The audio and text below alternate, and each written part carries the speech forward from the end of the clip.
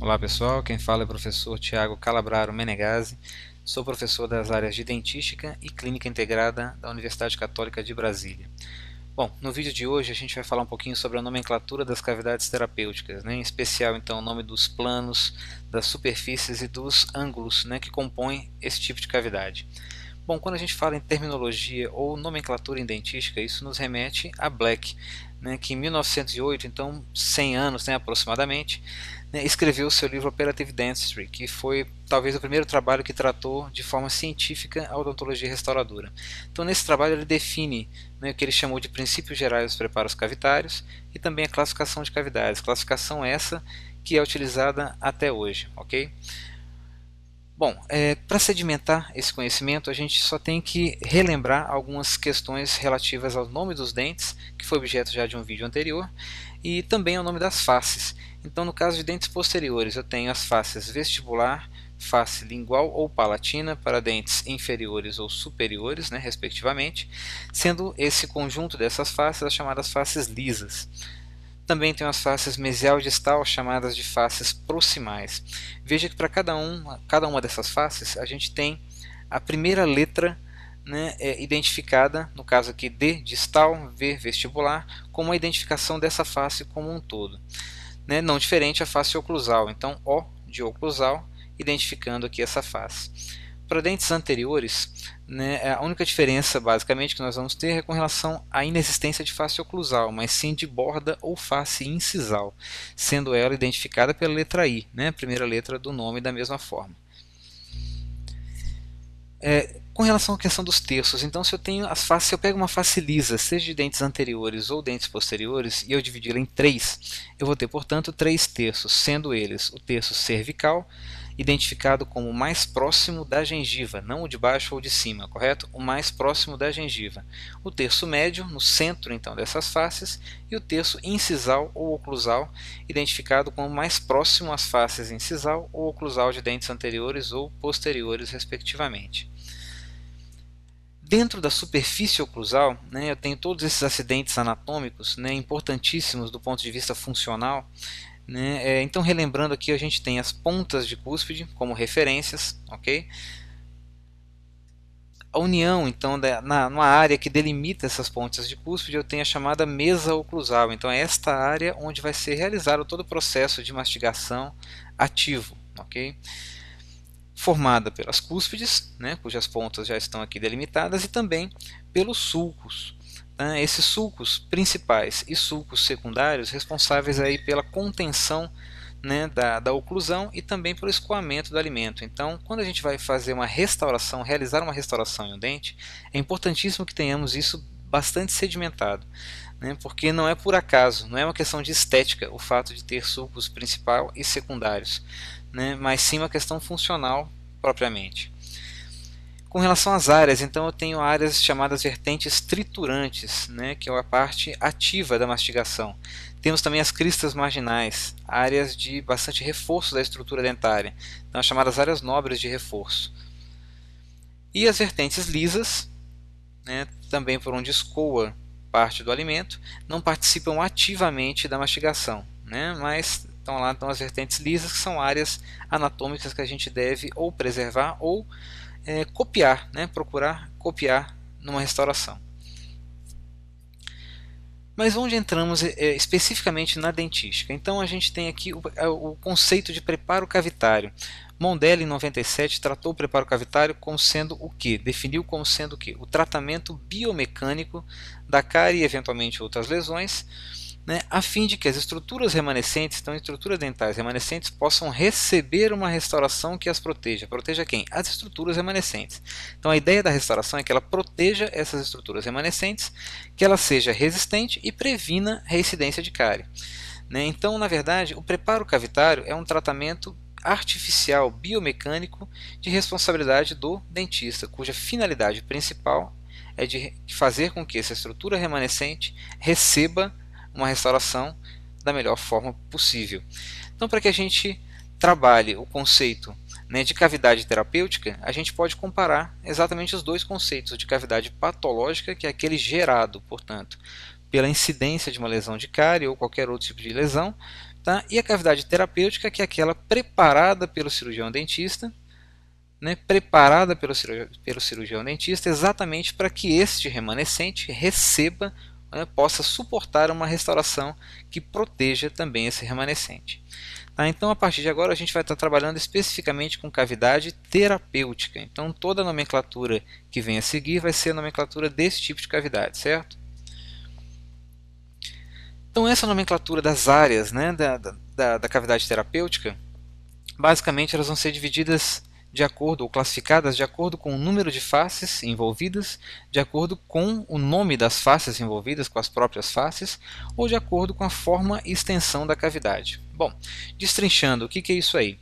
Se a minha cavidade terapêutica envolve somente uma face, ela é classificada como cavidade simples. Se envolve duas faces, como cavidade composta. E se envolve três ou mais faces, como complexa. Bom, vamos para um exemplo prático. Então eu tenho situações como essa aqui.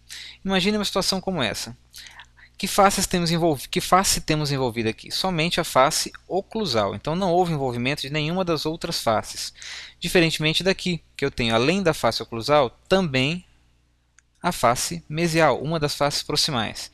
E aqui neste caso a gente tem o envolvimento de duas das faces proximais, ok? Mesial e distal. Então, envolvimento de uma face, cavidade simples. Duas faces, composta. Três ou mais faces, poderia ter a vestibular, por exemplo, aqui envolvida, é uma cavidade do tipo complexa. De acordo com as faces envolvidas, então, além dessa primeira classificação entre simples, composta e complexa, ela vai receber o nome das faces envolvidas. Então, neste caso, eu tenho somente envolvimento da face oclusal. Portanto, é uma cavidade do tipo simples ou de oclusal, certo? Numa cavidade composta em que eu tenho o envolvimento da face mesial e da face oclusal, então eu tenho uma cavidade mesio-oclusal, ou MO. Poderia ser ocluso mesial? Sim, poderia. Uma questão de convenção, a gente inicia pelas faces proximais, ok? Da mesma forma, uma cavidade complexa, envolvendo, no caso aqui, mesial, oclusal e distal, eu tenho uma cavidade mesio-ocluso-distal. Poderia ser disto, ocluso, mesial, enfim. Tá? Então eu tenho uma cavidade do tipo MOD, ok? De acordo com a forma e extensão da cavidade. Então, além dessa classificação que nós já vimos, pode ser classificada de acordo com a extensão dessa cavidade, e não somente com o número de faces envolvidas. Então, tem uma cavidade do tipo intracoronária, ou chamada também de cavidade inlay, e cavidades extracoronárias. Elas podem ser parciais ou totais. Então, uma cavidade extracoronária parcial, conhecida como onlay, ou uma cavidade extracoronária total, né, que é a chamada coroa total. Bom, o que difere uma cavidade intracoronária de uma cavidade extracoronária? Basicamente é o envolvimento de uma cúspide. Tá? Então, se eu tenho envolvimento de cúspide, ela é uma cavidade extracoronária. Se eu não tenho envolvimento de cúspide, trata-se de uma cavidade intracoronária. Então, naqueles três exemplos que nós vimos anteriormente, cavidades simples, compostas e complexas, neste caso, sem qualquer envolvimento de cúspide, todas elas podem ser classificadas como cavidades intracoronárias ou inlays. Neste caso aqui, então, eu tenho o envolvimento de uma parte de uma cúspide, na verdade, uma cúspide, né, disto vestibular ou mesio-vestibular, aqui depende do ângulo aqui de visão, ok? Então, olha lá, envolvimento da cúspide mesio-vestibular. Tem envolvimento de cúspide? Ok, classificado como cavidade extracoronária parcial. Ela seria total se eu tivesse envolvido todas as cúspides, que é mais ou menos isso aqui. Então, quando eu tenho envolvimento de todas as cúspides, né, do meu dente, meu remanescente, eu tenho, portanto, uma coroa total ou uma cavidade extracoronária total. Tranquilo? Super simples e bastante lógico. Então vamos seguindo. Dentro dessas cavidades, eu posso e devo nomear as áreas que envolvem a formação dessa cavidade. A gente vai ver numa aula futura, nos princípios gerais do preparo cavitário, que a formação dessas estruturas, ângulos e paredes, são fundamentais para que a gente tenha sucesso na nossa restauração. Então, com relação às paredes, posso ter dois tipos de paredes, as chamadas paredes circundantes ou paredes de fundo. Com relação aos ângulos, eu posso ter os chamados ângulos diedros, triedros e o ângulo cavo superficial. Vamos destrinchar um pouquinho o que são essas estruturas.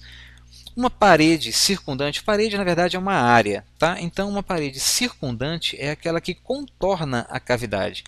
Então, se a gente tem uma visão tridimensional, né, como essa situação, as paredes que contornam a minha cavidade terapêutica são chamadas paredes circundantes, ok?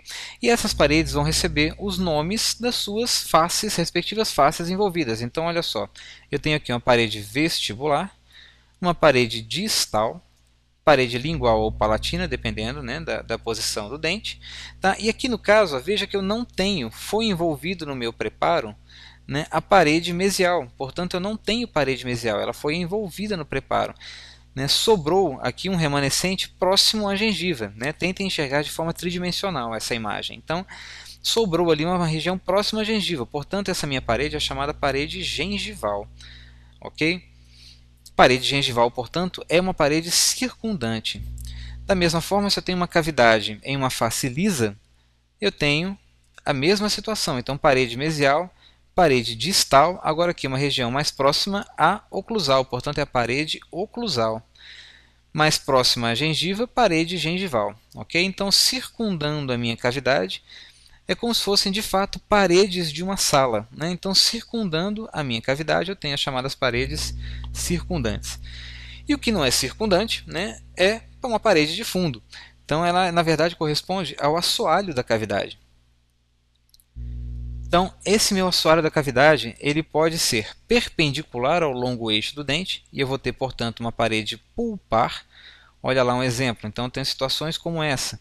Então, eu tenho aqui as minhas paredes circundantes e o fundo, o assoalho da minha cavidade.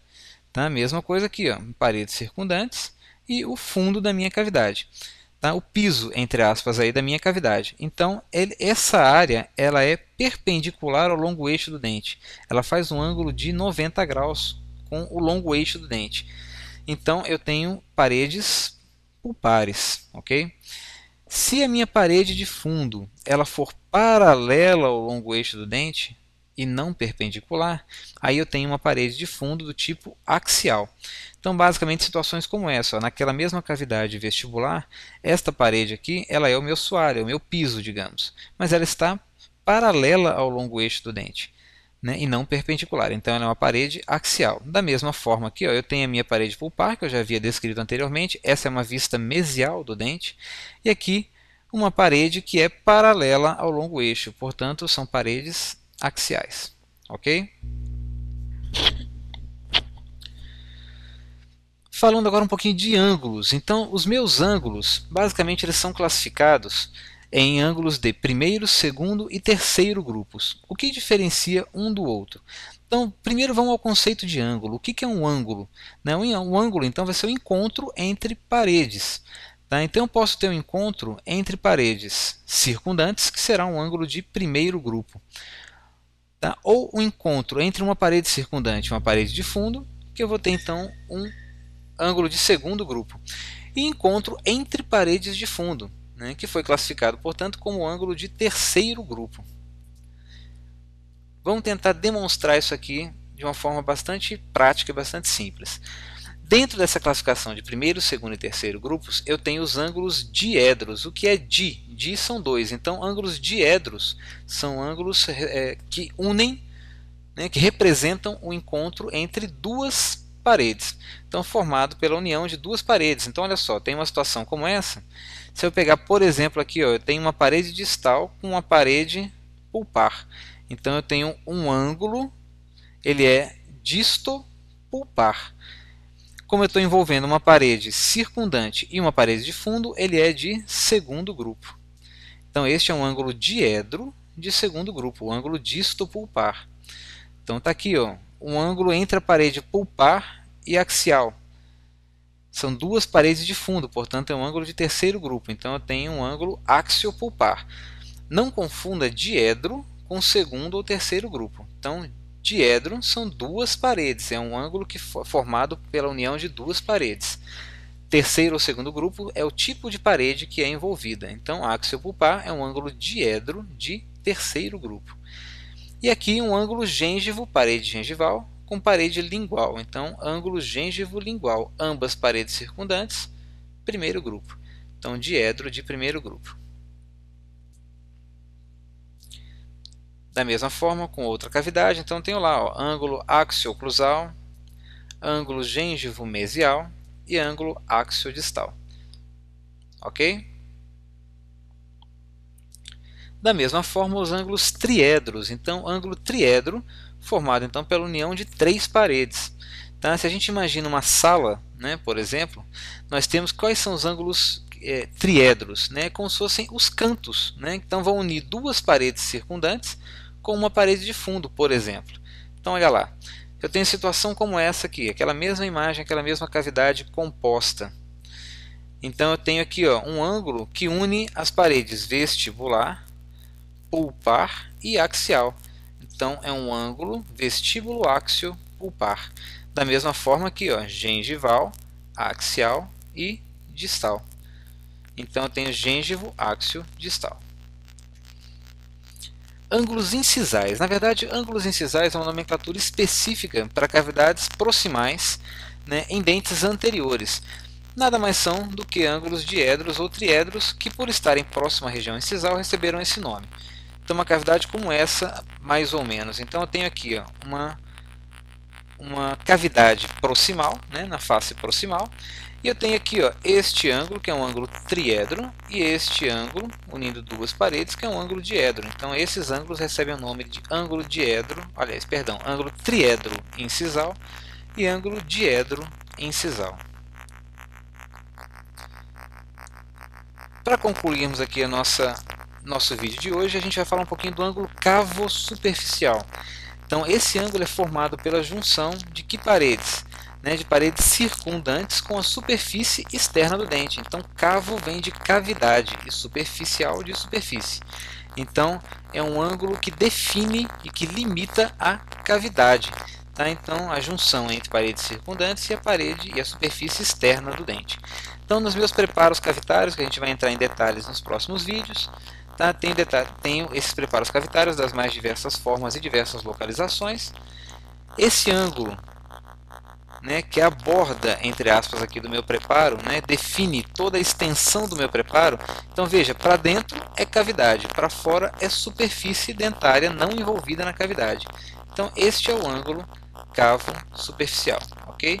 Então ângulo cavo superficial em todas as cavidades terapêuticas realizadas. Tranquilo? Tudo certo? Muito bem. Então é isso aí. Até o próximo vídeo, pessoal. Valeu. Precisando entrar em contato, estão aqui os nossos canais todos. Aqui no YouTube, onde você está vendo esse vídeo. Também o nosso perfil no Facebook, Twitter, Google+, e também o nosso e-mail para contato. Tá certo? Um abraço. Até a próxima, então.